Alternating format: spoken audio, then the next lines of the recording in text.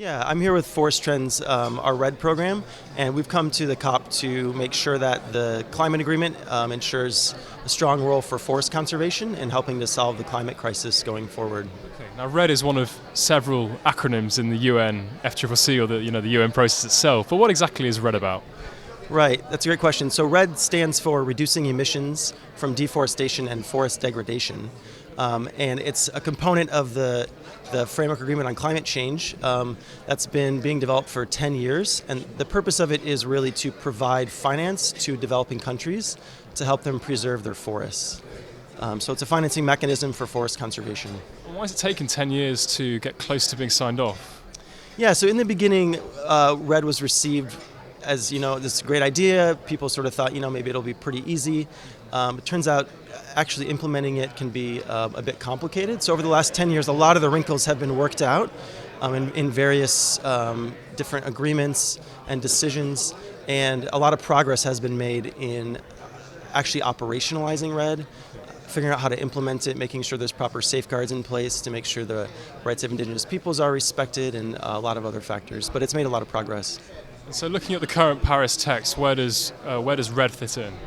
Right, so currently RED is included mainly under the mitigation section of the text, and at the present moment it's elevated to the level of its own article in the text, which is a pretty significant marker that if it stays there, which is yet to be determined, it's a strong political signal that a lot of countries support RED as a technique for solving climate change. But there's still a lot of debate going on about how it will actually be reflected in the final version of the text.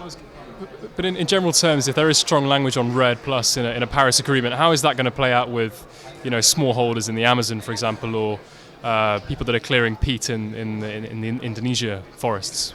Right. So the hope is that strong language in the agreement would really mobilize greater levels of finance to flow to smallholders and national governments, everybody involved with forest conservation in developing countries.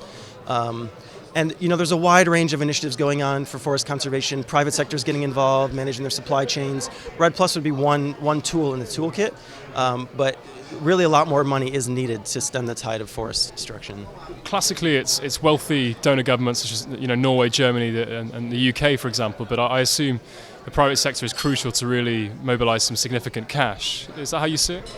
Yeah, so the REDX program at Forest Trends, we track RED finance in 13 key countries around the world, and global estimates show that about $10 billion has already been pledged to support RED over the past 6 years. Is that much?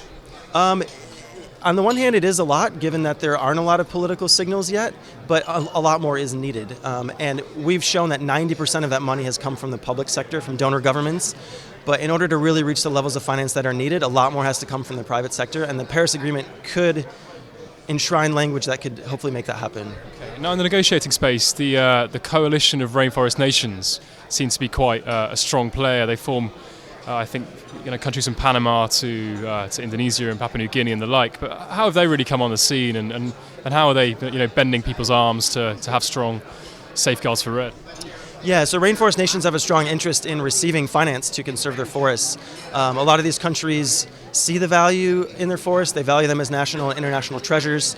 They want to conserve them, but at the same time they recognize that sustainable development for their countries requires greater sources of income for smallholders. So they're kind of torn. They want to preserve the forest, but they need more money.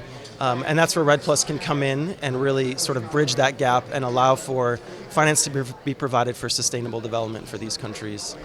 I guess one protracted issue with measuring emissions from forests is the idea of double counting. I know that Brazil and California are having a bit of a scuffle at the moment about who can claim the mitigation things from this. But what are you seeing in the Paris Agreement on compliance and actually measuring stuff sequestered by forests? Right, so that's an important component of the language around RED that we need to see in the agreement. Strong language around accounting principles, which would make sure that the carbon sequestered in additional forest conservation through RED is counted accurately. It's not double counted by multiple countries.